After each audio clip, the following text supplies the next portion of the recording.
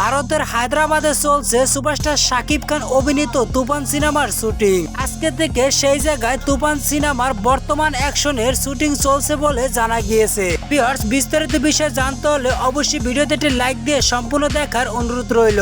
সম্প্রতি গতকাল রাতে 12টার ফ্লাইটে তুফান সিনেমার শুটিং এর জন্য ভারতে উড়াল দিয়েছিলেন শাকিব খান এবং পরিচালক রায়হান রাফি। রামোজি ফিল্ম সিটি থেকে আজকে তুফান টিম ভারতের হায়দ্রাবাদের উদ্দেশ্যে চলে যান তুফানের শুটিং এর জন্য।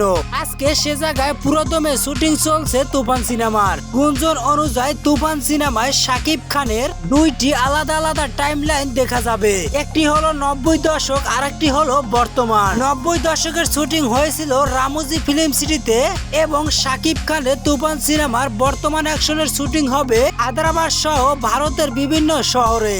এই সিনেমায় শাকিব খানের দুইটি লুক দেখা যেতে পারে, একটি লম্বা চুল এবং বড় দাড়ি যেটাতে তাকে গ্যাংস্টার হিসেবে দেখা যাবে, আর একটি ছোট চুল এবং খোসা খোসা দাড়ি।